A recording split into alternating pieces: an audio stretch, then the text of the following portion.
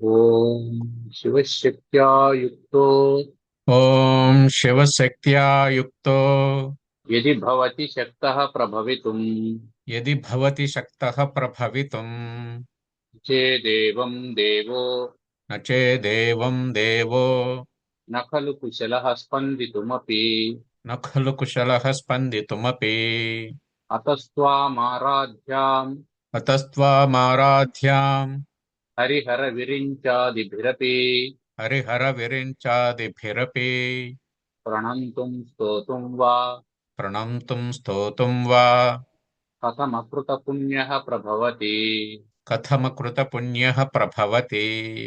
ఓం సర్వవేదాంత సిద్ధాంత గోచరం ఓం సర్వవేదాంత సిద్ధాంత గోచరం సమగోచరం తమగోచరం గోవిందం పరమానందం గోవిందం పరమానందం సద్గురుం ప్రణతోస్మ్యహం.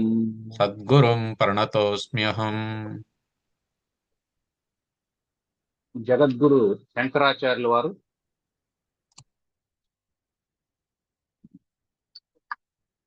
వివేక చూడామణి అన్నటువంటి ఈ ప్రకరణ గ్రంథం ద్వారా మనకు దేన్ని వదలాలో చెప్పారు. విహాయ లేదా విసృజ్య. విసృజ్య అంటే వదిలిపెట్టి.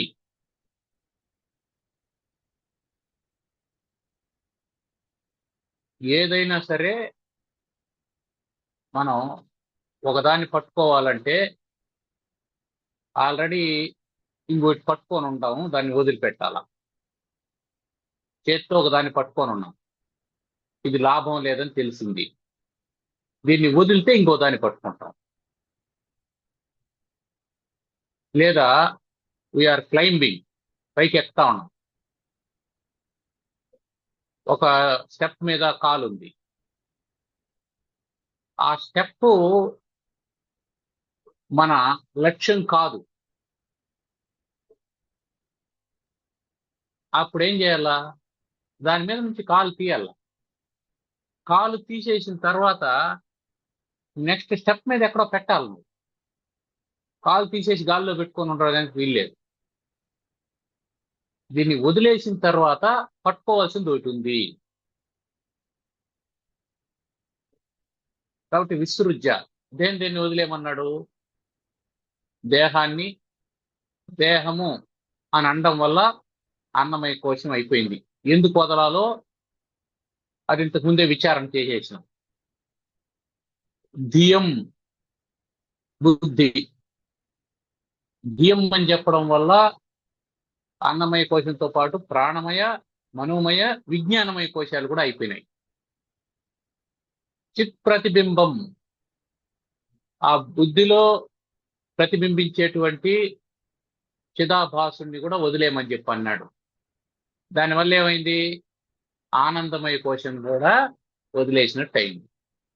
ఆ చిదాభాసం వల్ల కదా నీకు ఆనందం కలుగుతుంది సుషుప్తిలో. అందుకని దాన్ని కూడా వదిలేయమన్నాడు. అందుకే దాని పైన కూడా జాగ్రత్త స్వప్న సుషుప్తులలో అని మాట స్పష్టంగా మెన్షన్ చేశాడు. జాగ్రత్త స్వప్న సుషుప్తుల్లో నీకు దేని వల్ల అయితే ఆనందం కలుగుతూ ఉందో, లేదా దేని వల్ల అయితే స్ఫురణ కలుగుతుందో, దేని వల్ల ప్రేరణ కలుగుతుందో, ఏ చైతన్యం నిన్ను జాగ్రత్త స్వప్న సుషుప్తుల్లో నడిపిస్తూ ఉందో అని చెప్పి చెప్పాడు. ఆ చైతన్యాన్ని మాత్రమే నువ్వు పట్టుకోవాలా, చైతన్యాభాసాన్ని కాదు, చిదాభాసాన్ని కాదు అని చెప్పి ఈ వీటిని వదిలేయమన్నాడు. ఎట్లా వదిలేస్తావు? వదిలేయడం సాధ్యం అవుతుందా? ఎట్లా వదులుతావు? నువ్వు దేన్నైనా పట్టుకొని ఉంటే కదా వదలాలి, ముడేసి ఉంటే కదా విప్పాలి. నీ బుద్ధికి నీకు ముడి ఉందా? ఎవరైనా వేశారా? అది నీకు తెలుస్తుందా? పోనీ నీ శరీరాన్ని నువ్వు వదిలిపెట్టేసి బ్రతకగలవా? నా శరీరాన్ని నేను వదిలిపెట్టేస్తున్నానంటే అర్థం ఏంటి? అది మరణం కదా. మరి విసృజ్య అనే దాంట్లో ఏమైనా స్వారస్యం ఉందా? వదిలిపెట్టే అంటే ఏమన్నా అర్థం ఉందా ఈ మాటకి? శరీరాన్ని, దేహం విసృజ్య, శరీరాన్ని వదిలిపెట్టు. శరీరాన్ని వదిలేయడం అంటే ఏమిటి? ప్రాణం పోవడమే కదా. ధియం విసృజ్య, బుద్ధిని వదిలిపెట్టు అంటే ఏమిటి? అంతఃకరణాన్ని వదిలిపెట్టడం అంటే ఏమిటి? అంతఃకరణం ప్రాణం కలిసే కదా ఉంటాయి. వాటిని ఎట్లా వదిలిపెట్టేస్తావు? ఇక్కడ మనం గుర్తుపెట్టుకోవాల్సింది ఏంటంటే, ఈ ప్రశ్న వచ్చినప్పుడు నీకు వాస్తవానికి బంధం అనేది ఫిజికల్ గా లేదు.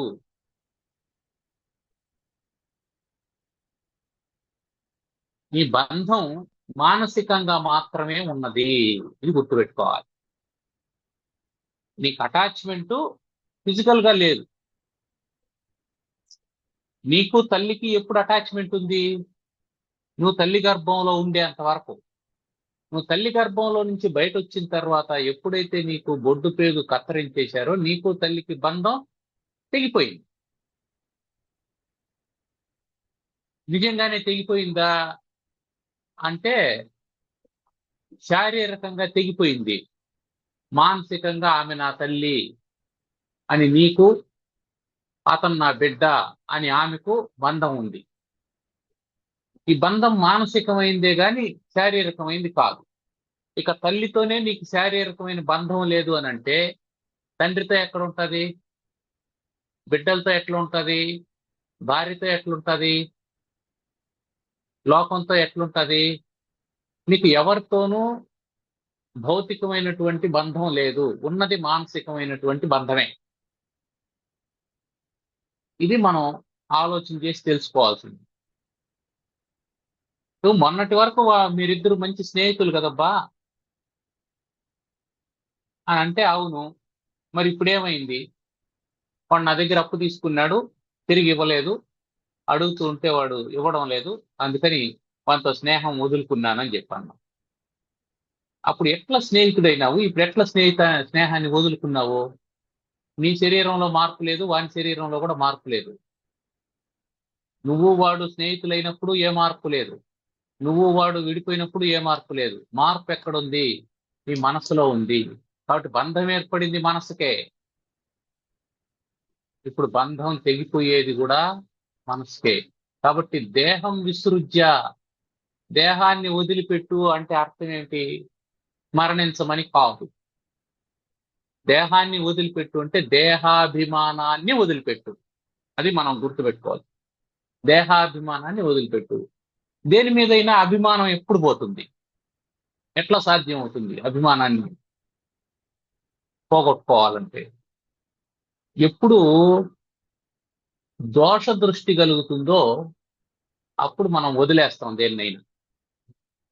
ఇది మనకు అందరికీ అనుభవంలో ఉండేటువంటి విషయం. ఒక వస్తువుని మనం ఎప్పుడు వదిలేస్తామంటే దాని మీద దోష దృష్టి కలిగినప్పుడు ఆ వస్తువుని వదిలేస్తాం. ఇది సాధన, అసలైనటువంటి సాధన. దోష దృష్టి అంటే ఏమిటి? దుఃఖం ప్రాప్తించడమే దోష దృష్టి. దీనివల్ల దుఃఖం ఉంది అని తెలిస్తే దాన్ని వదిలేస్తాం. నిప్పు ఉంది, నిప్పును మనం ముట్టుకుంటామా? ముట్టుకోం. ఎందుకు? కాలుతుంది. ఏమవుతుంది కాలితే? నొప్పి పుడుతుంది, మంట వస్తుంది కారణం, కాబట్టి దాన్ని ముట్టుకోం. అంతెందుకు? ఒక దూలగొండె ఆకు ఉంటది, ఆకే పచ్చగా ఉంటది దూలగొండె ఆకు, దాన్ని తాకుతామా? తాకం. ఎందుకు? అది తాకితే దురద పుడుతుంది, మంట వస్తుంది, అందుకని తాకం. దాన్ని ఎందుకు తాకలేదు? ఒకవేళ అది మీ పెరట్లో మొలిస్తే ఏం చేస్తావు? అది మొలకగా ఉన్నప్పుడే పీకి పడేస్తావు, తవ్వేస్తావు. ఎందుకు? దాని మీద దోష దృష్టి ఉన్నది కాబట్టి. ఎప్పుడైతే నీకు ఒక వస్తువు మీద దోష దృష్టి కలుగుతుందో, దీనివల్ల మనకు ప్రయోజనం లేదని తెలుస్తుందో, ప్రయోజనం లేనటువంటి దాన్ని నువ్వు మోయవు, నీ మనసులో పెట్టుకో, తీసి పక్కన పడేస్తావు. ఇది వేస్ట్, వదిలే అంటావు. ఎవరినో అప్పు అడిగాం, ఇవ్వలేదు. ఇంకా వానితో మనకేం పని, మన అవసరంలో వాడు అప్పు కూడా ఇవ్వలేదు అని వదిలేస్తాం. ఇది మానవ సహజం, ఇది నైజం, నైసర్గికం, నేచురల్ గా ఉండేటువంటి భావన. ఇదే భావనను ఇక్కడ కూడా అప్లై చేస్తున్నాం మనం. దేహం విసృజ్య అంటే దేహాన్ని ఎట్లా వదిలిపెడతావు అంటే మానసికంగా వదిలిపెట్టాలి అన్న. మానసికంగా ఎట్లా వదిలిపెడతావు అంటే దేహమునందు దోష దృష్టి రావలెను. ఈ శరీరము, నా శరీరం అద్భుతంగా ఉంది, ఎంత అందంగా ఉంది, నాకెంత సుఖాన్ని ఇస్తుంది, నా కళ్ళతో నేను ఏమేం చూస్తాను, నా నోటితో నేను ఏమేం తింటాను, ఏమేం మాట్లాడతాను, అది కాదు కావాల్సింది. ఇది నీకు బంధాన్ని ఏర్పాటు చేసేటువంటి భావన. ఈ బంధం నుంచి విడుదల చేసేటువంటి భావన ఏంటంటే ఈ శరీరం నశించిపోతుంది, ఈ శరీరం శాశ్వతమైనటువంటిది కాదు, ఈ శరీరం పరిణామాన్ని చెందుతూ ఉన్నది. నేను యవ్వనంలో ఉన్నప్పుడు ఇప్పుడు ఉన్నట్టు ఇప్పుడు లేదు. ఒకప్పుడు నా వెంట్రుకలు నల్లగా ఉండేవి, ఇప్పుడు తెల్లగా అయిపోతున్నాయి. ఒకప్పుడు నేను చాలా అందంగా ఉండేవాడిని, ఇప్పుడు మెల్లమెల్లగా ముసలివాడిని అయిపోతున్నాను. ఒకప్పుడు నా శరీరం పటుత్వంతో ఉండేది, ఇప్పుడు ఆ పటుత్వం తగ్గింది. ఒక్క ముద్ద అదనంగా తింటే కూడా జీర్ణం కావడం లేదు, నన్ను ఇబ్బంది పెడుతూ ఉంది. ఈ శరీరం వల్లనే నాకు ఇబ్బంది వస్తుంది. అంటే శరీరం వల్ల ఇబ్బంది వస్తుందంటే అర్థం ఏంటి? శరీరానికి రోగం వస్తుంది. ఆ రోగం శరీరంతో నీకు తాదాత్మ్య సంబంధం ఉన్నటువంటి కారణం చేత ఆ రోగాన్ని యొక్క బాధను నువ్వు అనుభవిస్తూ ఉన్నావు. శరీరం కదా అనుభవించాలి. ఆ శరీరం ఏం చేస్తుంది? దాంతో నువ్వు కలిసి ఉన్నావు కాబట్టి నీకు కూడా అటాచ్ చేస్తుంది. గాయం శరీరానికి అయింది, బాధ మనసుకు ఏర్పడింది. రోగం శరీరానికి వచ్చింది, దుఃఖం మనసుకు వచ్చింది.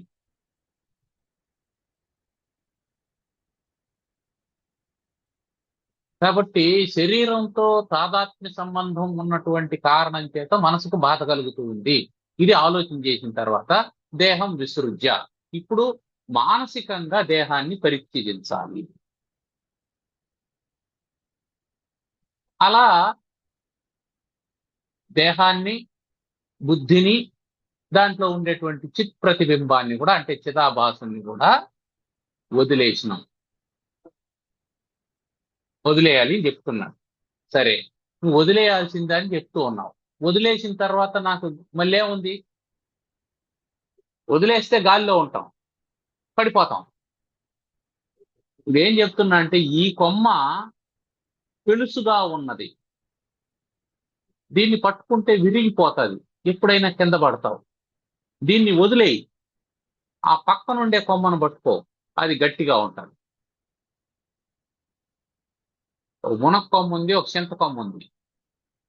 మునక్కొమ్మను పట్టుకోని ఉండవు నువ్వు ఇప్పుడు, అది ఏ క్షణంలో అయినా విరిగిపోతుంది. అందుకని ఏం చెప్తున్నాడంటే ఒక తెలిసిన ఆయన జగద్గురు శంకరాచార్యుల వారు, నాయన మునక్కొమ్మ పట్టుకున్నామంటే అది విరిగిపోతుంది, అది పెలుసైనటువంటిది, దాన్ని పట్టుకోవద్దు. నువ్వు ఎలాగో పట్టుకోకుండా ఉండలేవు కాబట్టి, నీ ప్రారంధం ఉంది కాబట్టి గట్టిగా ఉండేదాన్ని పట్టుకో. మునక్కొమ్మ నువ్వు పట్టుకున్నా విరిగిపోతుంది, పట్టుకోకపోయినా కూడా విరిగిపోతుంది. గట్టిగా గాలి వచ్చిందంటే విరిగిపోతుంది. పట్టుకుంటే నీ బరువుకు విరిగిపోతుందని నువ్వు అనుకుంటాండావు, పట్టుకోకపోయినా కూడా విరిగిపోతుంది గాలి గట్టిగా వచ్చినప్పుడు. అదే ప్రారంధం అంటే. నువ్వేమనుకుంటాండావు? నేను వైద్యం చేస్తాండాను కాబట్టి ఇదంతా నా శరీరాన్ని కాపాడుకుంటాను అని అనుకుంటాండావు. నువ్వు వైద్యం చేయకపోయినా కూడా అది ఉంటుంది, వైద్యం చేసినా కూడా అది పోతుంది. వైద్యం చేస్తే పోకూడదు అనుకునేటట్లయితే సూపర్ స్పెషాలిటీ హాస్పిటల్లో నుంచి శవాలు ఎందుకు బయట వస్తాయి?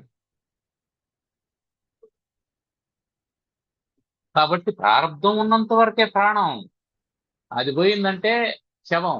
కాబట్టి నాయనా, ఇది మునక్కొమ్మ, గాలి వచ్చిందంటే నీతో సంబంధం లే, అది విరిగిపోతుంది. కాబట్టి ఏం చెప్తున్నాడంటే, విరిగిపోయే దాంతో కూడా నువ్వు కూడా పడ్డావంటే నడు విరిగిపోతుంది. ఆడ పమ్ము విరిగిపోయింది, ఈడ నడు విరిగిపోతుంది. నువ్వు పడకుండా ఉండాలంటే ఏం చేయాలా? పక్కన చింతకొమ్మ ఉంది, పట్టుకో అని చెప్తున్నాడు. ఈ గురువు ఏం చేస్తాడు? ఇది చేస్తాడు. భేదవాదులని ఉంటారు. వాళ్ళు ఏం చేస్తారు? నువ్వు దేన్ని వదిలేయాలనో చెప్తారు, దేన్ని పట్టుకోవాలనో చెప్పరు. నువ్వు ఉదాహరణకి నేను నామం పెట్టుకొని ఉన్నాను. నేను నామం పెట్టుకొని ఉంటే ఒక ఆయన వస్తాడు నా దగ్గరికి చెప్తాడు, నువ్వు అట్లా నామం పెట్టుకోవడం వల్ల లాభం లేదు, దాన్ని వదిలేయి, దానివల్ల ప్రయోజనం ఏమి లేదు అని చెప్పి అన్నాడు. సరే, నేను ఇప్పుడే సోపేసి కడిగేసిన దాన్ని శుభ్రంగా. ఇప్పుడు నేనేం చేయాలా? ఇంకొక ఆయన వస్తాడు, విభూది పెట్టుకో అంటాడు. విభూది పెట్టుకుంటాను. ఇంకొక ఆయన వస్తాడు, దానివల్ల ఏం ప్రయోజనము, నువ్వు విభూది పెట్టుకోవడం వల్ల అని అన్నాడు. మళ్ళీ నేను కడిగేస్తాను. ఇప్పుడు ఇంకొక ఆయన ఏమంటాడు, కుంకుమ బొట్టు పెట్టుకో చాలు అంటాడు. సరే, పెట్టుకుంటాను. మళ్ళీ ఒక ఆయన వస్తాడు, దానివల్ల ఏం ప్రయోజనం అని అంటాడు. అది కూడా కడిగేస్తాను. ఇప్పుడేం చేయాలని? ఇప్పుడేం చేయాలి? ఇదంతా మనం ప్రారంభంలో ఒక కథ చెప్పుకున్నాం, అది గుర్తు చేస్తాను. ఏమిటంటే, ఒక అతను వేసవి కాలం వస్తుంది కాబట్టి సోడా అంగడి పెట్టుకుందాం అని చెప్పి అనుకున్నాడు. సరే, సోడా అంగడి పెట్టాడు. బోర్డు పెట్టాలి కదా, అందుకని ముందర పెట్టాడు, ఇచ్చట ప్రశస్తమైన సోడా అమ్మబడును అని బోర్డు రాశాడు. ఒక అతను వచ్చాడు, వచ్చి సోడా తాగాడు. తాగిన వాడు ఊరికే వెళ్ళొచ్చు కదా, జనరల్గా పోరు. జనాలకి ఎట్లుంటుందంటే, వాళ్ళ విషయాల మీద కంటే కూడా ఇతరుల విషయాల మీద ఎక్కువ ఆసక్తి ఉంటుంది. అందుకని ఆ బోర్డు చదివి, ఏమయ్యా పెద్ద మనిషి, ఇచ్చట ప్రశస్తమైన సోడా అమ్మబడును అని రాసినావు, ఇచ్చట కాకుండా మీ ఇంటి దగ్గర ఏమైనా అమ్ముతాండవా? ఆ ఇచ్చట అనేటువంటి పదం వల్ల ప్రయోజనం ఏముంది అని చెప్పి అన్నాడు. అవును కదా అనిపించింది అతనికి. వెంటనే లోపల నుంచి పెయింట్ తెచ్చి ఆ ఇచ్చట అనే దాని మీద పూసేశాడు. ఆయన వెళ్ళిపోయాడు. 10 గంటలప్పుడు ఇంకొక ఆయన వచ్చాడు మళ్ళీ. ఆయన సోడా తాగాడు. డబ్బులు ఇచ్చేటప్పుడు, అవునండి, ప్రశస్తమైన సోడా అమ్మబడును అని చెప్పి అన్నారు. ప్రశస్తమైన సోడా, పనికిరాని సోడా అని రెండు ఉంటాయా? ఎవరైనా నాణ్యమైన సరికే కదా అమ్ముతారు.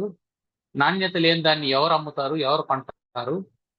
కాబట్టి ప్రశస్తమైన సోడా అని రాయడం ఎందుకు? సోడా అమ్మబడును అంటే సరిపోతుంది కదా అని చెప్పి అన్నాడు. అవును కదా అనిపించింది. వెంటనే పెయింట్ తీసుకొని వచ్చి ప్రశస్తమైన అనే దాని మీద పూజేశాడు. ఇప్పుడు బోర్డు సోడా అమ్మబడును అని ఉంది. మధ్యాహ్నం ఒక అతను వచ్చాడు, వచ్చి సోడా తాగాడు. బోర్డు వైపు చూశాడు, సోడా అమ్మబడును అని ఉంది.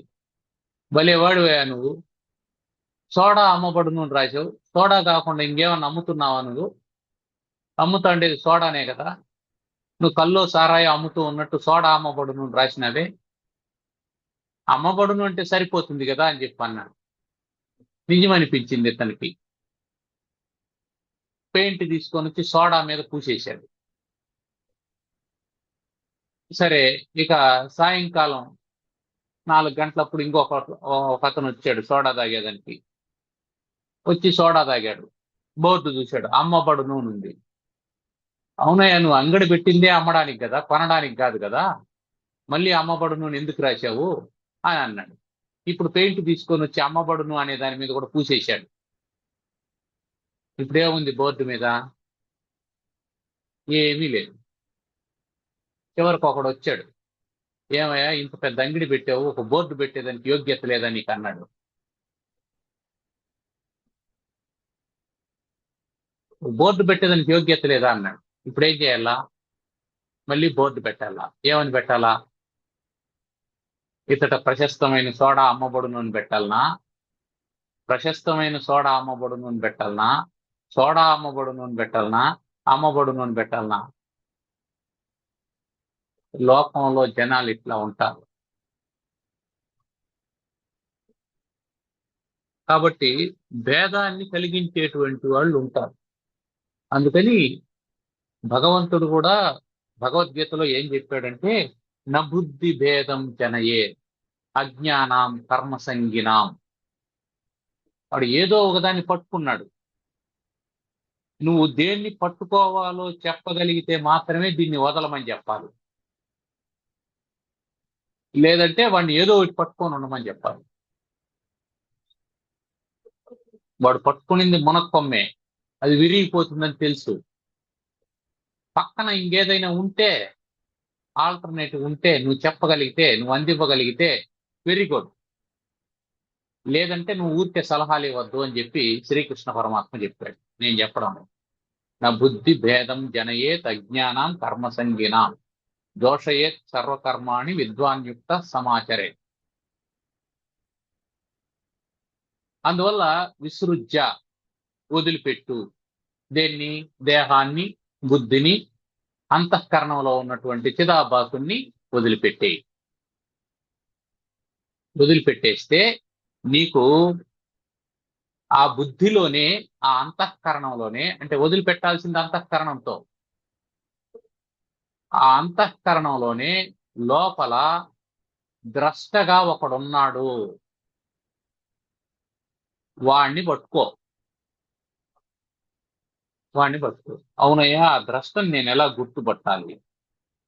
శరీరాన్ని అయితే గుర్తుపడతాం, మనసు అయితే నాకు అనుభవంలో ఉంది కాబట్టి గుర్తుపడతాను. నువ్వెవరో ద్రష్ట అంటాండావు, పైగా నా బుద్ధిలోనే ఉన్నాడని చెప్పి అంటాండావు. అతన్ని ఎలా గుర్తుపట్టాలి అంటే అతని లక్షణాలు చెబుతూ ఉన్నాడు ఆయన. అతను స్వయం ప్రకాశుడు, సర్వప్రకాశుడు, అఖండమైన జ్ఞానం ద్వారా తెలియబడేటువంటి వాడు, సదసద్విలక్షణమైనటువంటి వాడు. సద్విలక్షణం ఎందుకు, అసద్విలక్షణం ఎందుకు? ఏదో ఒకటి కదా చెప్పాలా. అది సద్విలక్షణమైన అనన్నా చెప్పాలి, లేదా అసద్విలక్షణం అనైనా చెప్పాలి. సదసద్విలక్షణం అని ఎందుకు చెప్తాడు? ఎందుకు అంటే అది సత్ విలక్షణము, సత్తు కంటే వేరైనటువంటిది. ఎందుకు? నీకు అజ్ఞానం ఉన్నంతసేపు సత్తు కంటే వేరైనటువంటి ప్రపంచం కనిపిస్తూ ఉన్నది. ఆ వేరుగా కనిపిస్తూ ఉన్నటువంటి వాడు కూడా భగవంతుడే. సర్వభూతస్థమాత్మానం సర్వభూతాని చాత్మని. అంత సమస్తం భగవంతుడే. అందుకని నువ్వు ఏది సత్తు అని అనుకుంటున్నావో ఆ సత్తు కంటే విలక్షణమైనటువంటిదంతా కూడా భగవంతుడే. ఏది అసత్తు అని అనుకుంటున్నావో ఆ అసత్తు కంటే విలక్షణమైన సత్తు కూడా భగవంతుడే. ఇప్పుడు సత్తు భగవంతుడే, అసత్తు భగవంతుడే అన్నప్పుడు మొత్తం భగవంతుడే అనేది అర్థమవుతుంది. నీ దగ్గర బంగారం ఉన్నది, బంగారం గోల్డ్ కాయిన్స్ ఉన్నాయి, గోల్డ్ కాయిన్స్ కొన్ని ఉన్నాయి, బంగారు నగలు కొన్ని ఉన్నాయి. ఇప్పుడు బంగారం అంటే ఏంది అని అడిగాడు. నగలు కానిది బంగారమే, నగలు కానిది బంగారం, కాయిన్స్ కానటువంటిది బంగారం అని చెప్పి అన్నాడు. నగలు కానిది బంగారమే, కాయిన్స్ కానటువంటిది బంగారం. ఎందుకు ఇట్లా చెప్పాడు? ఎందుకు ఇట్లా చెప్పాడంటే, నువ్వేమనుకుంటున్నావు అంటే ఆర్నమెంట్స్ మాత్రమే బంగారం అని అనుకుంటున్నావు. ఎంతసేపు ఆర్నమెంట్సే నిజం అనుకుంటున్నావు. బాబు, ఈ ఆర్నమెంట్ తయారు కావడానికి అసలైనటువంటి అపరంజి బంగారం వేరే ఉంది అని చెప్పి అన్నాం. అప్పుడు వెంటనే నువ్వేమనుకుంటున్నావు? అయితే ఆర్నమెంట్ బంగారు కాదనుకుంటాను. దాన్ని చూడగానే ఆర్నమెంట్ బంగారు కాదనుకుంటాడు. దాన్ని చూడనంత వరకు ఆర్నమెంటే బంగారు అనుకుంటున్నావు. ఆర్నమెంట్ చూసి ఆ ఆర్నమెంట్ కాదు, ఇదిగో ఈ బంగారు కాయిన్స్ ఉంటాయి చూడు అని చెప్పాను, కానీ ఓహో ఇదే బంగారం అనుకుంటాడు. మరి ఆర్నమెంట్ పడేస్తావా? నగలు పడేస్తావా? పడేయడానికి వీల్లేదు, అది కూడా బంగారమే. అందుకని సదసద్విలక్షణం అని చెప్తున్నాడు. నువ్వు సత్తని మొదట తెలుసుకో, ఇదంతా అసత్తని వదిలిపెట్టు, సత్తును పట్టుకో. సత్తును పట్టుకున్న తర్వాత అసత్తు కూడా సత్తులో అంతర్భాగం అని తెలుసుకో. అది అసత్తు ఎట్లయింది అంటే, నీకు సత్యం తెలియనంత వరకు ఇది అసత్తు అయింది. నీకు బంగారం యొక్క అసలైన స్వరూపాన్ని తెలియనంత వరకు నగలు బంగారం కాదనుకుంటున్నావు, వీటి నగలనే వ్యవహరిస్తా ఉన్నావు.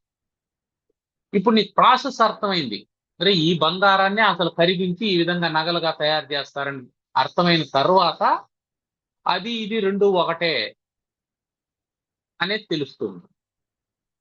అందుకని సదసద్విలక్షణం అని చెప్పాను. ఈ సదసద్విలక్షణం అని మనకు ఎప్పుడైతే ఈ ఒక్క పదం అర్థమవుతుందో అప్పుడు సృష్టిలో మనం ద్వేషించడానికి ఏమీ లేదు. దేన్ని ద్వేషిస్తావు? నీకు నచ్చని దాన్ని ద్వేషిస్తావు సహజంగా. సహజంగా ఎవరిని ద్వేషిస్తారంటే నచ్చని వాళ్ళని ద్వేషిస్తావు. నచ్చని వాడు కూడా భగవంతుడే అయినప్పుడు, నచ్చనిది కూడా భగవంతుడే అయినప్పుడు భగవంతుని ద్వేషిస్తావా? అందుకని సదసద్విలక్షణం చెప్తున్నాం. ఆ ఒక్కటి మనకు అర్థమైందంటే, భగవంతుని యొక్క విశేషణం సదసద్విలక్షణం అనేటువంటి విశేషణం అర్థమైందంటే, నువ్వు ద్వేషించడానికి సృష్టిలో ఏదీ లేదు. నువ్వు విషాన్ని కూడా ద్వేషించడానికి వీల్లేదు. విషాన్ని ద్వేషించడానికి వీల్లేదైతే తాగు అని అంటాం,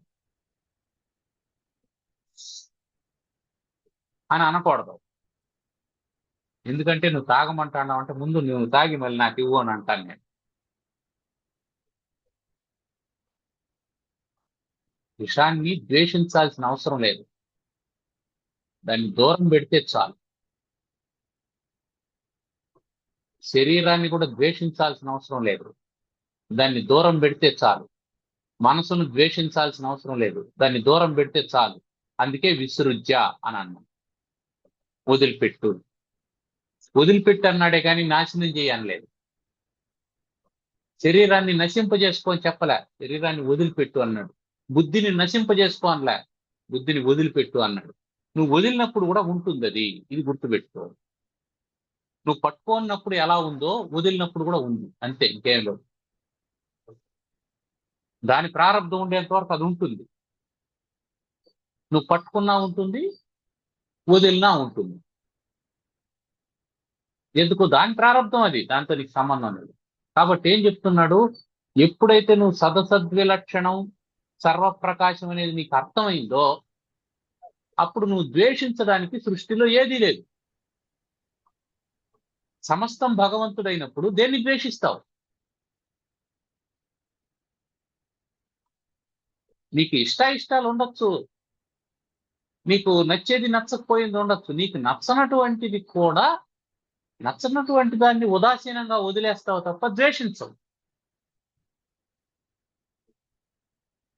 అది ఇక్కడ జరిగేటువంటిది. అందుకని సదసద్విలక్షణం అనేటువంటి మాట అంత శక్తివంతమైనటువంటిది. అంతేనా అని అంటే ఆ తర్వాత చెప్తూ ఉన్నాడు, నిత్యం విభుం నిత్యం విభుం సర్వగతం సుసూక్ష్మం సర్వగతం సుసూక్ష్మం అంతర్బహిఃశూన్యమనన్యమాత్మనః అంతర్బహిఃశూన్యమనన్యమాత్మనః విజ్ఞాయ విజ్ఞాయ సమ్యక్ సమ్యక్ నిజరూపమేతత్ నిజరూపమేతత్ పుమాన్ పుమాన్ విపాప్మా విపాప్మా విరజో విరజో విమృత్యు, విమృత్యుః తర్వాత విశోక ఆనంద ఘనం, అది కూడా వస్తుంది. ఇంతవరకు చెప్పుకున్నాం. పుమాన్ జీవుడు, మానవుడు, విజ్ఞాయ తెలుసుకోవాలి. అక్కడ విసృజ్య వదిలిపెట్టాలి అన్నాడు, ఇక్కడ విజ్ఞాయ తెలుసుకోవాలి. దాన్ని వదిలిన తర్వాత దేన్ని పట్టుకోవాలో తెలుసుకోవాలి. దేన్నైనా వదిలేటప్పుడు పట్టుకోవడానికి ఏముందో చూసుకొని వదలాలి. ఏం మనకు చెప్తూ ఉంటారు కదా, ఒక ఉద్యోగం చూసుకొని ఈ ఉద్యోగం వదలాలి అని. అంటే ఒక కాలు ఊనుకున్న తర్వాత, ముందర కాలు ఊనుకున్న తర్వాత వెనక కాలు పైకెత్తాలి. ముందర కాలు గాలిలో ఉండగానే వెనక కాలు పైకెత్తినామంటే పడిపోతాం. అందుకని విజ్ఞాయ దీన్ని తెలుసుకో, విసృజ్య దాన్ని వదిలిపెట్టు.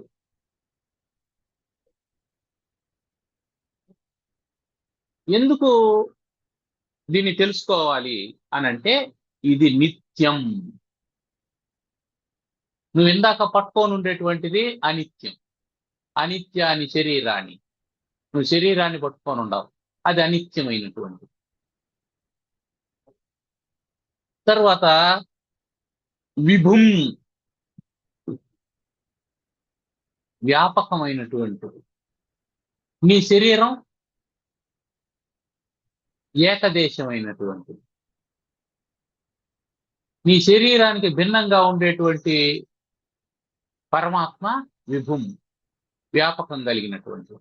వ్యాపకం కలిగినటువంటి వాడు అంటే వ్యాపించినటువంటి వాడు అంటే ఎక్కడ వ్యాపించినటువంటి వాడు? సర్వగతం. సర్వగతం అంటే చరాచరములందు అని అర్థం. చరాచరములందు, కదిలేవి కదలనివి అని రెండు ఉన్నాయి.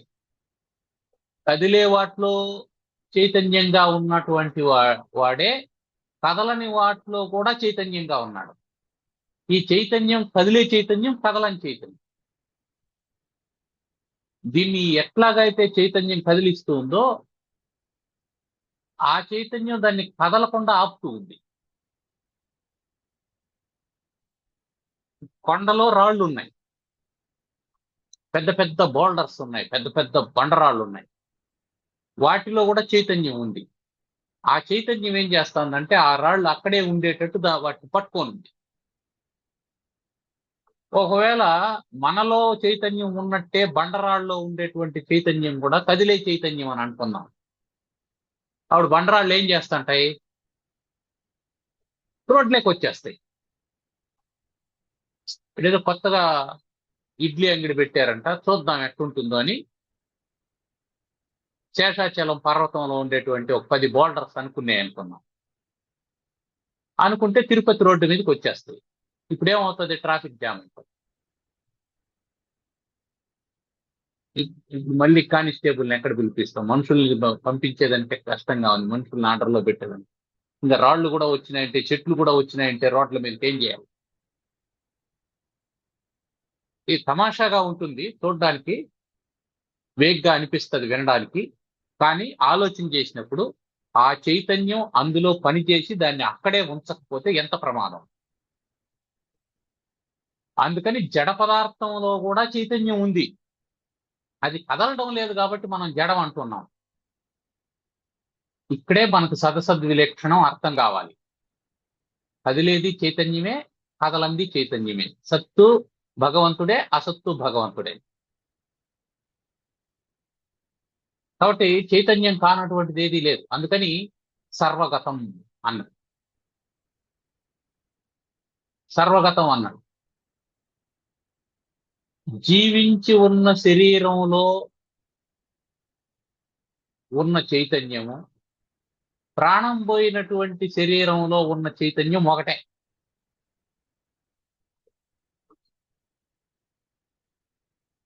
అంతే, ఇంకేం లేదు. దాంట్లో కూడా మళ్ళీ చైతన్యం ఉంటుంది, అదొక రకమైన చైతన్యం. ఉపాధిని బట్టి మారిపోతూ ఉంటుంది. ఉపాధిని బట్టి మారిపోతూ ఉంటుంది. రాతిలో చైతన్యం ఉన్నప్పుడు కదలకుండా ఉంటుంది. చెట్టులో చైతన్యం ఉన్నప్పుడు చలనం లేకుండా ఉంటుంది, కదలిక ఉంటుంది చెట్టులో. అంటే కొమ్మలు విసురుతుంది, ఆకులు కదులుతాయి, ఇవంతా ఉంటది. కానీ ఒక ప్రదేశం నుంచి ఇంకో ప్రదేశానికి నడవదు. రాతిలో అది కూడా ఉండదు. అంటే రాతిలో ఉండే చైతన్యానికి చెట్టులో ఉండే చైతన్యానికి తేడా ఉందా లేదా? అదే తీగలో అనుకో, అది పాకుతూ పోతుంది కొంత దూరం, అంటే అది మారింది. ఒక జంతువులో ఉండేటువంటి చైతన్యం కదులుతుంది. ఒక క్రిమికీటకాదుల్లో ఉండేటువంటి చైతన్యం ఎంత దూరం ఉంటుంది? దానికి కొంత దూరం మాత్రమే వెళ్ళగలుగుతుంది. అదే ఒక ఏనుగులో ఉండేటువంటి చైతన్యం చాలా దూరం వెళ్ళగలుగుతుంది. మనిషిలో ఉండేటువంటి చైతన్యం వీటన్నిటిని తెలుసుకుంటుంది, తిరిగి చెప్పగలుగుతుంది. ఒక బండరాయిలో నుంచి మనిషి వరకు జరుగుతూ ఉన్నటువంటి ఇవన్నీ కూడా అన్ని చైతన్య రూపాలే. సర్వ చైతన్య రూపాంతాం ఆద్యాం విద్యాంచ ధీమహి అని దేవి భాగవతం చెప్తుంది. సర్వ చైతన్యము ఒకటే, ఉపాధి భేదం చేత వేరువేరుగా తెలుస్తున్నాయి. మనం 10 కుండలు పెట్టాం, అందులో నీళ్లు పోసాం, ఒక్కొక్క కుండలో ఒక్కో రంగు కలిపాం. పచ్చని నీళ్లుండేటువంటి కుండలో ప్రతిఫలించిన చంద్రుడు ఆకుపచ్చ రంగులో ఉన్నాడు. ఎర్ర రంగు నీళ్లలో ప్రతిఫలించిన చంద్రుడు ఎర్ర రంగులో ఉన్నాడు. పసుపు నీళ్లలో ప్రతిఫలించినటువంటి చంద్రుడు పసుపు రంగులో ఉన్నాడు. నిజంగానే చంద్రుడు ఎరుపు, పసుపు, ఆకుపచ్చ ఇట్లా ఉన్నాడా? లేదు. ఉపాధి భేదం చేత వేరువేరుగా కనిపిస్తున్నాడు. కాబట్టి ఈ సత్తు కూడా లేదా చిత్తు కూడా, చైతన్యం కూడా ఉపాధి భేదం చేత అది కదులుతూ ఉంది, ఇది కదలడం లేదు. అది మాట్లాడుతుంది, ఇది మాట్లాడడం లేదు. మేకలో ప్రాణం ఉంటుంది, అది ఎంతసేపు మే అని మాత్రమే అరుస్తుంది. మేక శరీరాన్ని వదిలేసి ఆ జీవుడు మనిషి శరీరంలోకి ప్రవేశించినాడంటే మే మే అని అంటా ఉంటాడా? అనడు, మాట్లాడుతాడు. ఇప్పుడు మాట్లాడుతూ ఉండేటువంటి, ఉపన్యాసం చెప్తా ఉండేటువంటి ఈ శరీరంలో ఉండేటువంటి జీవుడు ఈ శరీరాన్ని వదిలిపెట్టేసి ఒక్క శరీరంలోకి పోయినాడు అనుకుందాం. అప్పుడు కూడా ఉపన్యాసం చెప్తాడా? చెప్పలేడు. అప్పుడు మొరుగుతాడు అంతే. ఒకవేళ ఒక్క భాషలో ఉపన్యాసం చెప్పడం మొదలు పెట్టాడు అనుకో, అప్పుడు దాన్ని కర్రెచ్చుకొని తరుగుతారు. ఎందుకు ఇక్కడ మరుగుతాడో, పో సౌండ్ చేయకండి. శరీరం మారింది, సూక్ష్మ శరీరం మారదు. స్థూల శరీరం మారింది అంటే ఉపాధి మారింది. ఉపాధి మారడంతో ఏమవుతుంది? చైతన్యం వ్యక్తమయ్యే విధానం మారుతుంది. దాన్ని ఏమంటారు? Manifestation of consciousness. Consciousness is same. Manifestation of consciousness varies from body to body. స్థూల శరీరాలు మారేటప్పటికీ ఈ కాన్షియస్నెస్ యొక్క మేనిఫెస్టేషన్ మారుతూ ఉంటుంది. కానీ అన్నిట్లో ఉంది సర్వగతం. అది చెప్పడం. ఆ సర్వగతం అనేది అర్థం కావాలి. అయితే సర్వగతం అన్నప్పుడు నీకు కనిపిస్తుందా? ఇందాకే మనం చెప్పుకున్నట్లు మనుషుల్లో ఉండేటువంటి చైతన్యం మాట్లాడగలుగుతుంది, వ్యక్తం చేయగలుగుతుంది, తెలుస్తుంది. జంతువుల్లో కూడా చైతన్యం ఉంది అనేది, పక్షుల్లో కూడా చైతన్యం ఉంది అనేది, అవి అరుస్తూ ఉన్నాయి, ఒక చోట నుంచి ఇంకో చోటకి ఎగురుతూ ఉన్నాయి, నడుస్తూ ఉన్నాయి, వీటి ద్వారా తెలుస్తూ ఉంది. క్రిమికీటకాదుల్లో అవి కదులుతూ ఉన్నాయి, తెలుస్తూ ఉంది. చెట్లలో ఆకులు అల్లాడుతూ ఉన్నాయి, తెలుస్తూ ఉంది, కనిపిస్తూ ఉంది. రాతిలో అది కదలకుండా ఉంది కాబట్టి తెలుస్తూ ఉంది. నువ్వు పెట్టిన చోట రాయి అట్లే ఉంటుంది, దాని అంతా వెళ్ళిపోదు. నువ్వు ఎక్కడ పెడితే అక్కడ ఉంటుంది, ఎలా పెడితే అలా ఉంటుంది. అది అలా ఉంది కాబట్టి మనం ఇన్ని నిర్మాణాలు చేసుకోగలుగుతున్నాం, విగ్రహాలు చెప్పుకోగలుగుతున్నాం, గుళ్ళు కట్టుకోగలుగుతున్నాం. అవి కదలడం నేర్చుకున్నాయనుకో, ఇంకంతే కథ. మనం విగ్రహానికి అభిషేకం చేస్తూ ఉంటే స్తంభం ఎప్పుడు దానికైనా అభిషేకం చేసేది, నాకు చేయరా, నేను ఇక్కడ ఉన్న అక్కడికి వచ్చేస్తానని చెప్పి అనింది అనుకో, అప్పుడు అభిషేకం చేసేవాడు కూడా పోతాడు. అందుకని దాంట్లో ఉన్నటువంటి చైతన్యం నీకు కనిపించడం లేదా, అది సూక్ష్మంగా ఉన్నది. ఎంత సూక్ష్మంగా ఉన్నదంటే సుసూక్ష్మం, చాలా సూక్ష్మంగా ఉన్నది. మానవుల్లో ఉండేటువంటి చైతన్యం స్థూలంగా ఉంది, కనిపిస్తూ ఉంది, వ్యక్తంగా ఉంది. నువ్వు విచారం చేస్తూ చేస్తూ చేస్తూ లోపలికి వెళ్ళేటప్పటికి అవ్యక్తంగా ఉంది. కాబట్టి అవ్యక్తంలో నుంచే ఈ వ్యక్తం వచ్చింది. అవ్యక్తము వ్యక్తము వేరు కాదు, రెండూ ఒకటే. ఉపాధి భేదం చేత అది అవ్యక్తంగా ఉంది, ఇది వ్యక్తం అవుతూ ఉన్నది. కాబట్టి సుసూక్ష్మం. ఇది ఇంకా అర్థం కావడం కోసం ఏం చెప్తున్నాడంటే అంతః బహిః శూన్యం. అంతః బహిః శూన్యం. అంతః అంటే లోపల, బహిః అంటే బయట. అంతఃశూన్యం బహిఃశూన్యం, అది అర్థం. లోపల లేదు, బయట లేదు. లోపల లేదు, బయట లేదు అంటే అర్థం ఏంటి? ఇది లోపల అని గాని ఇది బయట అని గాని తేడా లేనటువంటి వాడు. ఇది లోపల ఇది బయట అని ఎప్పుడు అంటాం? పరిచ్ఛిన్నత ఉన్నప్పుడు, గోడ కట్టినప్పుడు. ఒక బయలు ప్రదేశం ఉన్నది, ఒక మైదానం ఉంది, ఒక మైదానం ఉంది. ఇప్పుడు మనం అక్కడ ఉన్నాం, మనం మైదానంలో ఉన్నాం. మనం మైదానంలో ఉండేటప్పుడు లోపల ఉన్నామా, బయట ఉన్నామా?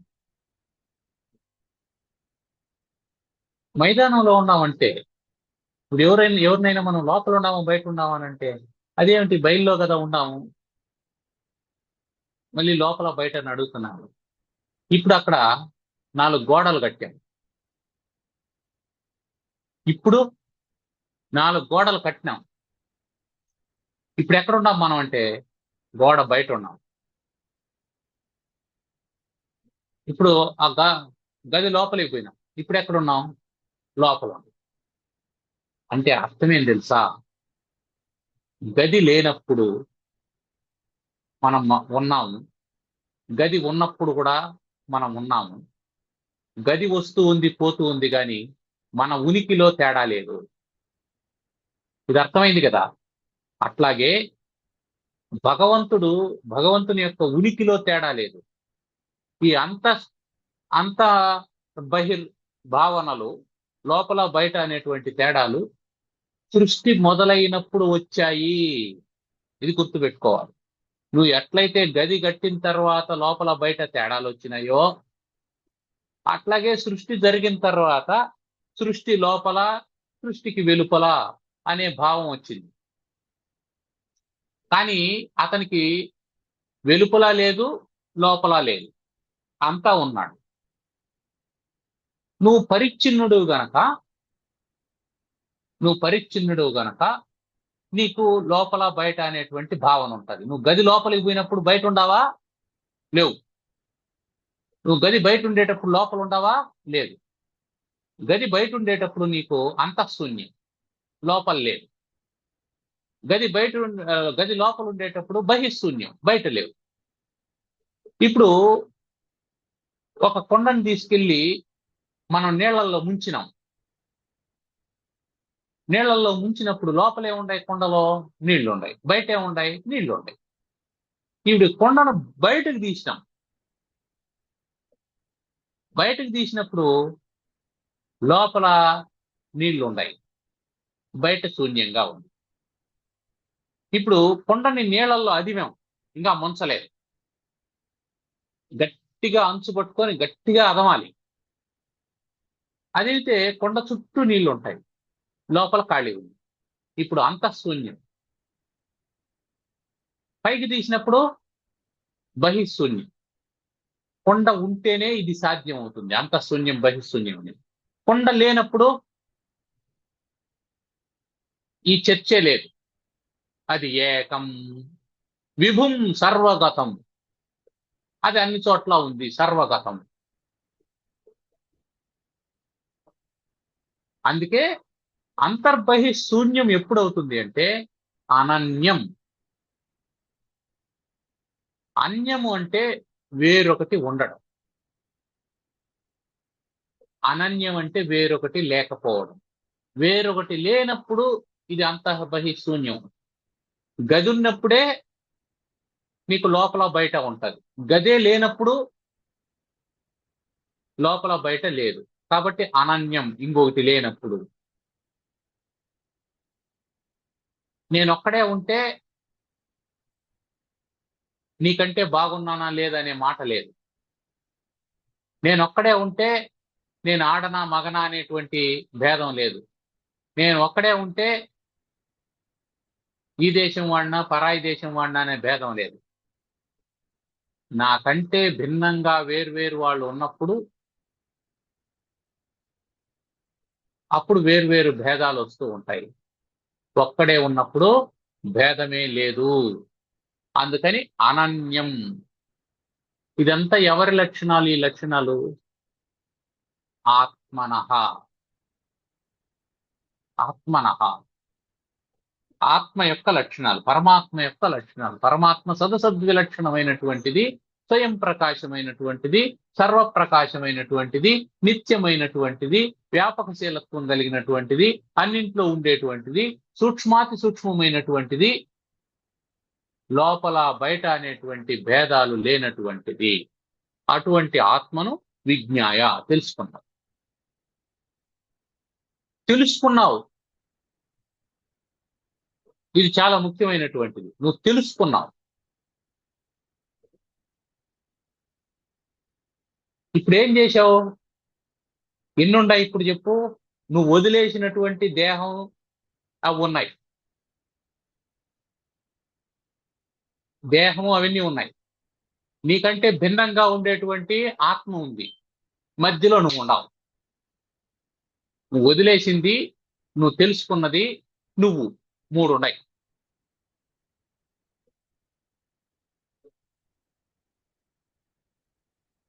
అర్థమైంది కదా? నువ్వు వదిలేసినటువంటి దేహం, ధియం, చిత్ ప్రతిబింబం, ఈ మూడు ఉన్నాయి. అవి వదిలేసినటువంటివి. నువ్వు తెలుసుకున్నటువంటి ఆత్మ ఉంది, నిత్యం విభుం సర్వగతమైనటువంటి ఆత్మ ఉంది. ఈ మధ్యలో నువ్వు ఉన్నావు. ఎంతకే నువ్వే.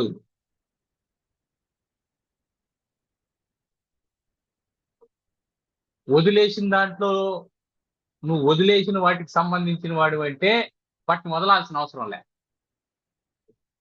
నువ్వు పట్టుకోవాల్సిన వాటికి సంబంధించిన వాడు అంటే వాటికి భిన్నంగా ఉండాల్సిన అవసరం లేదు. అంతే కదా? నువ్వు ఆ వర్గంలో వాడివేనంటే నువ్వు ఎందుకు సపరేట్గా ఉండవు? వాళ్ళతో కూడా ఉండాలి కదా.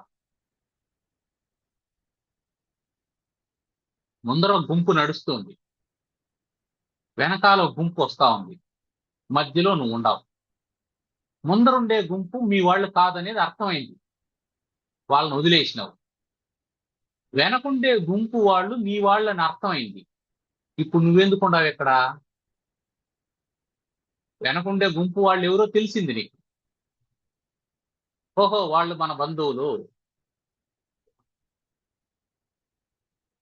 లేదా దీన్ని ఇంకొంచెం బాగా చెప్పుకుందాం, ముందర వెళ్తూ ఉన్నటువంటిది దొంగల గుంపు అని తెలిసింది.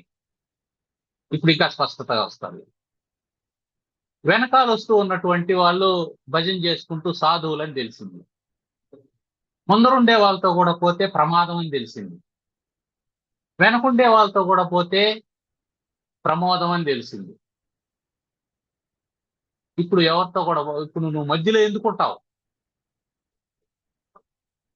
నువ్వు ఎవరితో కలవాలని తెలిసిన తర్వాత వాళ్ళతో ఏమైపోవాలా? కలవాలి. సమ్యక్ నిజ రూపం ఏతత్, అదే ఈ మాట.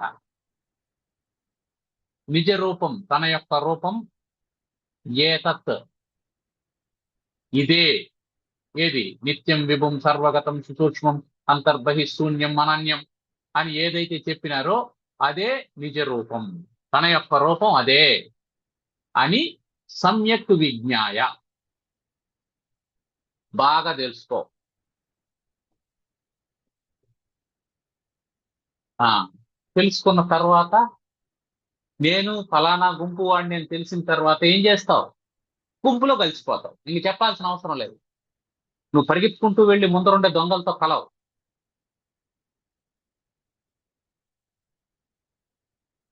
వెనకాల ఉండేటువంటి సాధువులతో కలుస్తావు. ఎప్పుడైతే కలుస్తావో పుమాన్, అప్పుడు మానవుడు కలిసినటువంటి వాడు ఏమవుతున్నాడు? విపాప్మ. విపాప్మ, పాపము లేనటువంటి వాడు.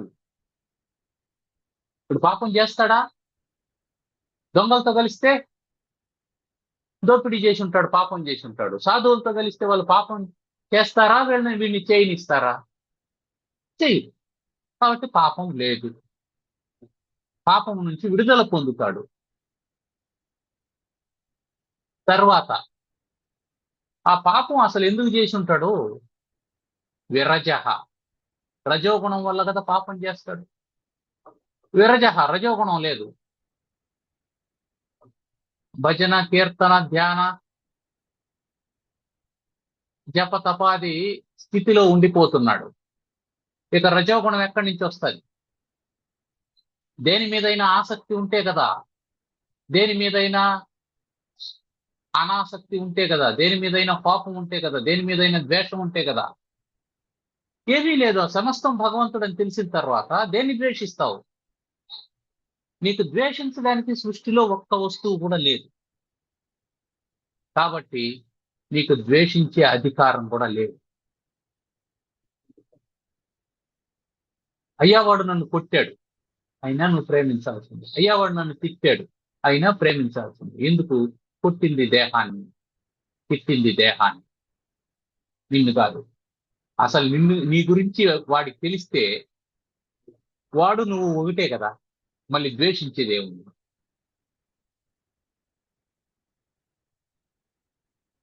నీ గురించి నేను తెలుసుకుంటే నువ్వు వేరు, నేను వేరా? నీ గురించి నేను తెలుసుకుంటే నువ్వు నేను ఒకటే. ఇప్పుడు నేను నిన్ను ద్వేషించేది ఏముంది? నేను నిన్ను శరీరం అనుకున్నప్పుడే ద్వేషిస్తాను, నేను నిన్ను శరీరం అనుకున్నప్పుడే ప్రేమిస్తాను కూడా.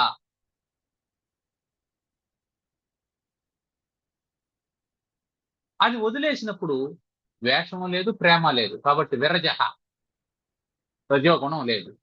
ఎప్పుడైతే విరజహ, రజోగుణం లేదో విమృత్యు, మరణం కూడా లేదు. మరణం దేనికి ఉంది?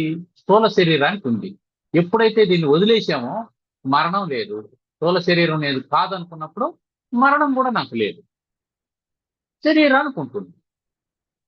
అది వచ్చింది, దాని కర్మను అనుభవిస్తుంది, పోతుంది. ఇది అసలైనటువంటి సాధన. మనకు ఏది వచ్చినా దాన్ని శరీరం అనుభవిస్తుంది, దాని ప్రారంధాన్ని అనుభవిస్తుంది అని ద్రష్టగా మారిపోగలిగామంటే అప్పుడు నిజమైనటువంటి ఆత్మజ్ఞానం కలుగుతుంది. అంతే, ఇంకేం లేదు. ఇన్ని చెప్పడానికి కారణం ఏంటంటే నువ్వు ద్రష్ట కావాలి. ఎవరో తిడుతూ ఉన్నారు, ఓహో నా శరీరాన్ని తిడుతూ ఉన్నారు. నా శరీరం నాకే గాక లోకానికి కూడా నచ్చడం లేదన్నమాట. కాబట్టి దీని మీద వ్యామోహం అక్కర్లేదు, అయిపోయింది అంతే. కాబట్టి విమృత్యు, మృత్యువు లేదు. విశోక, విశోక, ఎప్పుడు మృత్యువు లేదో అప్పుడు శోకం కూడా లేదు. ఇంకేమవుతాడు? ఇదంతా లేనప్పుడు ఏమవుతాడు? విశోక, ఆనందగన, ఆనందగన. శోకం లేదు అంటే మళ్ళీ మిగిలింది ఆనందం మిగిలింది. ఎట్లాంటి ఆనందం? ఘన, పూర్ణమైనటువంటి, పరిపూర్ణమైనటువంటి ఆనందం. అంటే పార్షియల్ గా ఆనందం కాదు, కొంతసేపు ఆనందం కొంతసేపు దుఃఖం కాదు, శాశ్వతమైనటువంటి ఆనందం. ఎందుకు అంటే అతడు విపశ్చిత్, బ్రహ్మజ్ఞానికి అవుతాడు కాబట్టి. ఇప్పుడు ఆ బ్రహ్మజ్ఞాని అయినటువంటి వాడు ఎలా ఉంటాడు అనేటువంటి విషయాన్ని మనం తర్వాత తెలుసుకుందాం. ఇందులో ఏమైనా ప్రశ్నలు ఉన్నాయా?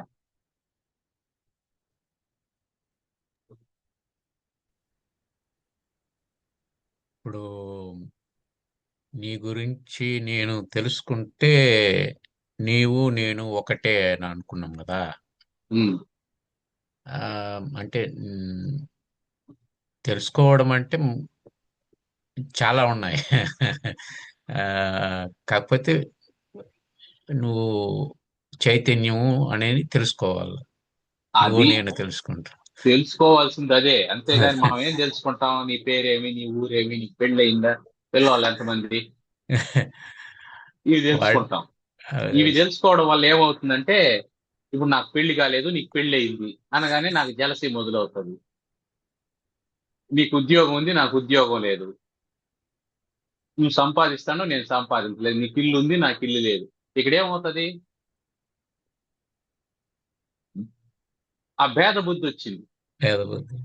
దాన్ని కాదు తెలుసుకోవాల్సింది. నీది కూడా శరీరమే. నీ శరీరానికి అధిష్టానంగా ఉండేటువంటి చైతన్యం, నా నా శరీరానికి అధిష్టానంగా ఉండేటువంటి చైతన్యం రెండు సమానము. నువ్వు ప్రారంధాన్ని అనుభవించడానికి ఆ శరీరాన్ని తీసుకున్నావు, నేను ప్రారంధాన్ని అనుభవించడానికి ఈ శరీరాన్ని తీసుకున్నాను అని ఎప్పుడైతే అర్థమైందో, అప్పుడు ఇంకా ద్వేషించడానికి ఏముంది? నువ్వు నేను ఒకటే అయినప్పుడు ద్వేషించడానికి ఏముంది? సర్వగతమైనటువంటి పరమాత్మ ఒకటే కదా. కాబట్టి మనం తెలుసుకోవాల్సింది తెలుసుకోవడం లేదు. ఎత్తు జ్ఞాత్వా మోక్షస్య అశుభాత్ అన్నాడు పరమాత్మ. ఇదంతుతే గుహ్యతమం ప్రవక్ష్యామ్యనసూయవే జ్ఞానం విజ్ఞాన సహితం యద్ జ్ఞాత్వా మోక్షసే అశుభాత్. ఏది తెలుసుకున్న తర్వాత అశుభము నుంచి, అంటే దుఃఖం నుంచి విడుదల పొందుతావో దాన్ని చెప్తున్నాను అన్నాడు. అది తెలుసుకోవాలి. అంతేగాని ఇప్పుడు కృష్ణుడు ఏం చెప్తే దుఃఖం పోయింది అర్జునునికి? ఆయన కథ చెప్పలా, లేదా ఈయన కథ చెప్పలా. అంటే శరీరానికి సంబంధించినటువంటి కథ చెప్పలా. నేను వెన్న దొంగలించినాను, నేను ఇంకేదో చేసినాను, కాళీ మర్దనం చేసినాను, ఇవన్నీ చెప్పలే. గోవర్ధన గిరిని ఎత్తినాను, అవి చెప్పలే. అవి కాదు అక్కడ చెప్పాల్సింది. అవి చెప్తే దుఃఖం పోదు. నీకు నాకు భేదం లేదు అని చెప్పి అన్నాడు. నీకు నాకు భేదం లేదు, అలాగే దుర్యోధనునికి నీకు కూడా భేదం లేదు. ఇవన్నీ శరీరాలు, ఇవన్నీ ప్రారంభం వల్ల వచ్చినటువంటివి. నువ్వు చంపినా చంపకపోయినా అవి చస్తాయి. వాళ్ళందరూ చచ్చారు. ఇప్పుడు నువ్వు నిమిత్త మాత్రుడుగా ఉండి నీ కర్తవ్యాన్ని నువ్వు చేసుకొని, నీ ప్రారంధాన్ని నువ్వు పూర్తి చేసుకొని వెళ్ళిపో. నీ ఎందుకు వచ్చావు, నువ్వు ఎందుకు పుట్టావు, నీ ప్రారంధం ఏమిటి? భూభారాన్ని తగ్గించడానికి నువ్వు నేను పుట్టావు, నరనారాయణులు ఇద్దరు. మనం ఈ శరీరాలను ధరించడానికి కారణం ఏంటి? భూభారం తగ్గించడం. కాబట్టి ఈ శరీరానికి ప్రారంధం ఉంది భూభారం తగ్గించాలనేది. కాబట్టి నా ప్రారంధం ప్రకారం నేను నీకు రథం నడుస్తుండా, నీ ప్రారంధం ప్రకారం నువ్వు యుద్ధం చేయాలి. అది పూర్తి అయిపోయిందంటే నీతోనూ పని లేదు, నాతోనూ పని లేదు, ఎవడెవడ అవతారాలు సాధించేసి వాళ్ళు వెళ్ళిపోతాం అని ఎప్పుడైతే చెప్పినాడో అప్పుడు యుద్ధం చేశాడు. కాబట్టి తెలుసుకోవాల్సింది శరీరాల గురించి కాదు. శరీరాలకు ప్రారంధాలు ఉంటాయి, అవి పోతాయి అనేది కానీ ఎప్పుడైతే అర్థమవుతుందో అప్పుడు ఇంకా తెలుసుకునేది ఏముంది? ఒకటే, కానీ నువ్వు నేను వేరు కాదని. భూభారంలో భూభారం తగ్గడం ఏముంది? భూమిలో నుంచే పుట్టినారు, భూమికే అయ్యారు కదా. మళ్ళీ తగ్గడం ఏముంటుంది దాంట్లో? తగ్గడం పెరగడం ఏం ఉండదు. ఇప్పుడు పిల్లవాడు మన భుజం మీద కూర్చొని ఉన్నాడు అనుకున్నాం. ఆ, పిల్లవాడు మన భుజం మీద కూర్చున్నాడు, మనం కిలోమీటర్ 2 కిలోమీటర్లు అయినా మోసుకుంటూ వెళ్ళిపోతామండి. ఇప్పుడు కూర్చున్న పిల్లవాడు కుదురుగా కూర్చోకుండా భుజం మీద ఎగరతా ఉన్నాడు అనుకుందాం. నీ జుట్టు బట్టి లాగుతా ఉన్నాడు, ఎగరతా ఉన్నాడు. ఇప్పుడు మోస్తావా? దించేస్తావు. అరే తిన్నగా కూర్చుంటే కూర్చోలేదని. వాళ్ళు కూడా బరువు కాదు భూమికి, వాళ్ళు ఎగరకుండా ఉంటే బరువు కాదు. వాడు ఇంకొకరిని పోయి బాధ పెడతాడు, ఇంకొకరిని హింసిస్తా ఉంటాడు. ఒక తల్లికి 10 మంది పిల్లోళ్ళు ఉంటారు. ఎవరి పని వాడు చేసుకుంటూ ఎవరి చదువు వాడు చదువుకుంటా అంటే ఆ తల్లికి బరువు ఏమవుతుంది? దాంట్లో ఒక తొలవ పిల్లోడు ఉంటాడు అనుకున్నాం, వాడు పోతాడు ఎవరినో ఒకరిని కుట్టేసి వస్తాడు, వాళ్ళ అమ్మా నాయన వీళ్ళ వీళ్ళ మీదకి రంపుకొస్తారు. ఎన్నిసార్లు ఎంతసేపు మనం చెప్తుంది వాడు వెండవు, వాడే పోతాడు ఎవరినో కొడతాడు గొడవ తెస్తాడు, లేదా వాడే పడతాడు చెయ్యో కాలో ఇచ్చుకొని వస్తాడు, వానికి వైద్యం చేయించల్లా. ఇట్లాంటి పిల్లకాయలు 10 మంది ఇట్లున్నారనుకో, ఆ తల్లి పరిస్థితి ఏం చెప్ప? వీళ్ళని ఎప్పుడెప్పుడు తరిమేద్దామా అని అనుకుంటుంది, ఎప్పుడెప్పుడు బడికి పోతారా అని అనుకుంటుంది. అంతే కదా, ఇద్దరు పిల్లోళ్ళు ఉంటే లీవులు ఇచ్చినారంటే తల్లిదండ్రులు ఏం చేస్తారు? మళ్ళీ బడి ఎప్పుడు ఎదురు చేస్తారా అని ఎదురు చూస్తుంటారు. కారణం ఏంది? వాళ్ళు అల్లరి చేస్తుంటారు. అల్లరి చేయకపోతే బరువు లేదు. కాబట్టి భూమిలో నుంచే పుట్టిన వాళ్ళు భూమికి ఎందుకు బరువు అవుతారంటే, వాడు చేయకూడని పని చేసినప్పుడు బరువు అవుతాడు అంతే.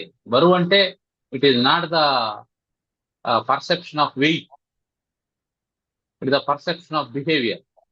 అది భూమికి భారం కావడం అంటే. ఏమైనా ప్రశ్నలు ఉన్నాయండి? గురుగారు లేదండి, నేను ఆ, బయట చూస్తాను, నేను ఆ, తర్వాత ఆ, అలాగే అలాగే ఓకే. అలాగే కన్క్లూడ్ చేద్దాం. తప్పకుండా అండి. ఓం సర్వమంగళ మాంగళ్యే శివే సర్వార్థ సాధికే శరణ్యే త్ర్యంబకే గౌరి నారాయణి నమోస్తుతే. ఓం స్వస్తి ప్రజాభ్యః పరిపాలయంతాం న్యాయ్యేన మార్గేణ మహిం మహీషాః. గోబ్రాహ్మణేభ్యః శుభమస్తు నిత్యం. లోకాః సమస్తాః సుఖినో భవంతు. ఓం శాంతి శాంతి శాంతి. స్వస్తి. ధన్యవాదాలు. ధన్యవాదాలు. ధన్యవాదాలు.